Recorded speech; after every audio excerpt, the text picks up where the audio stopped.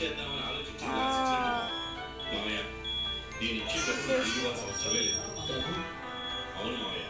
కానీ ఏంటి మామయ్య నువ్వు ఇప్పుడే కదా హుషారుగా ఉన్నావు అన్నాను, అందులోనే రిటైర్ అయిపోతాను. కనీసం ఇంకో 10 ఏళ్ళు ఈ రైస్ మిల్లుని నువ్వే నడపాలి. ఆ తర్వాత చూడాలి. నీ మంచితనాన్ని ముగిలేకపోతున్నాను. నన్ను మోసావు కదా మామయ్య. చిన్నప్పుడు సైకిల్ మీద నుంచి పడిపోయి నా మోకాలు చెప్పులకి దెబ్బ తగిలితే నీ చేతులతో నన్ను మోసుకుంటూ ఇంటికి తీసుకెళ్ళాను.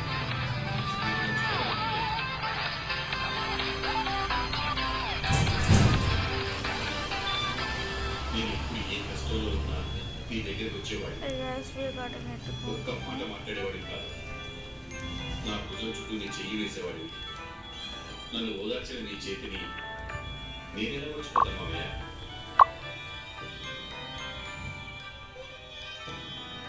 మాది చాలా చిన్న జీవితం మామయ్య.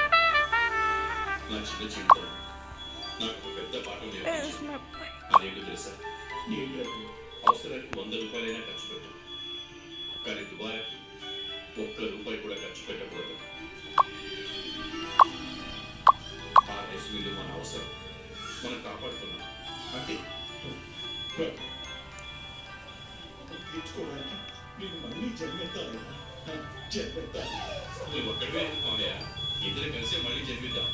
కానీ ఒక షరతు మామయ్య, ఈ జన్మలో నువ్వు నాకు మేనమామవి, ఆ జన్మలో నేను నీకు మేనమామలో పుడతాను. నా రైస్ మిల్లు నువ్వు విడిపిద్దు కానీ.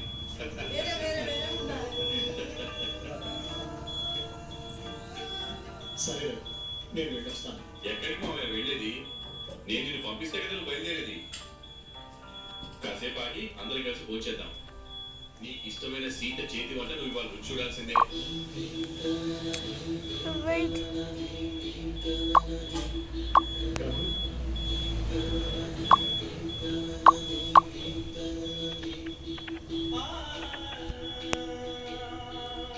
మామయ్య, మేనమామ అంటే తండ్రి తర్వాత తండ్రి లాంటి వాడు అర్థం. భోజనం తెప్పిస్తాను.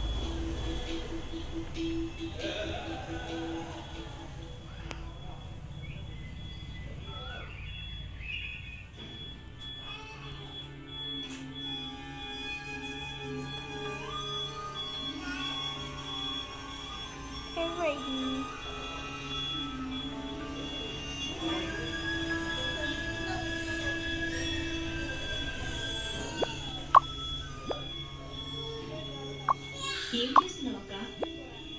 దిష్టికి రెడీ చేస్తున్నాను సరే. ఎవరికి దిష్టి? మన సైడుకి. నా వల్ల తన కడుపులో పెట్టి దిష్టి తగిలి ఉంటుంది. నీ వల్ల దిష్ట? ఏం మాట్లాడుతున్నావు అక్క?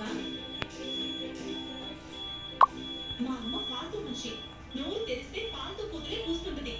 గా మాటలు పట్టించుకుని నమ్మేస్తావా? చూడక్క, శైలు కానీ నేను కానీ నీ బిడ్డలకి తల్లి దిష్టి తగులుతుందా? మా అమ్మ మాట్లాడే మాటల్ని ఎట్లా నమ్ముతావు అక్క నువ్వు? సరే, నీకు తెలియదమ్మా, అవేం పట్టించుకోకు. గది కాదక్క. అక్క అక్క నేను చెప్పేది విను. అవునమ్మా, చేసినప్పుడు ఏమంటాడు? కొడుకు దిష్టి, బయట వాడి దిష్టి, ఇంట్లో వాడి దిష్టి అని. ఇంట్లో వాడి దిష్టి ఎందుకంటారు? మనకి తెలియకుండా ఒక్కోసారి మన దిష్టి తగిలినా తగలచ్చు అని. నిన్ను మంచితనంలో చెడుతనంలో మనకు కావాల్సిందేంటి? చెడు జరగకూడదు, మంచి జరగాలి. కాబట్టి ఇది దిష్టి. నేను ప్రతి షాప్ వెళ్తాను. ఉంది, పిలుపులున్నాయి కదా. ఇవాళ రేపు పెళ్ళిళ్ళకి ఫోన్లో పిలిచేస్తున్నారు, వాట్సాప్లో కాల్ పెట్టేస్తున్నారు. మా నాన్నని కూడా ఫోన్లోనే పెళ్లి చేస్తారా? ఇంటికి వెళ్ళి పిలవరా? ఇంటిని మాది కట్ట కట్టుకుని వెళ్ళి మా నాన్న కాళ్ళ మీద పడాలి.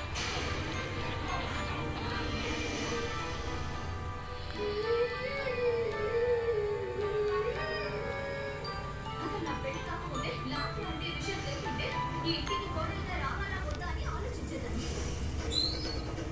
తను ఇంట్లో ఉండడానికి ఎలా చేయి. లాస్ట్ ఇంటికి వచ్చేలాగా చూసుకుంటాను. మిమ్మల్ని ఆనందంగా ఉంచడానికి ప్రయత్నం చేస్తాను.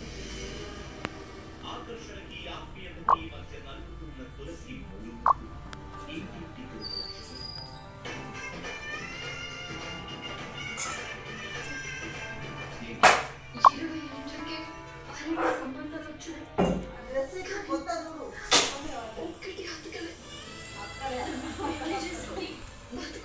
చేసుకోవాలంటే ఇంకంతటి మనసున్న ఒకే మహారాజుకి నేనేమి ఇచ్చుకోవాలయ్యా?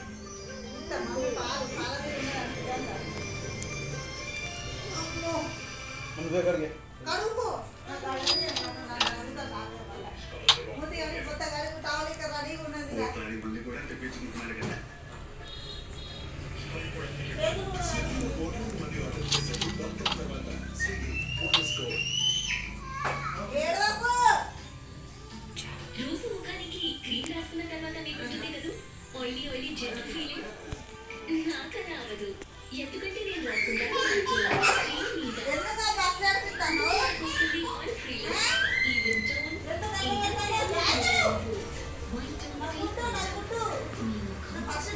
పొందడానికి సిద్ధం.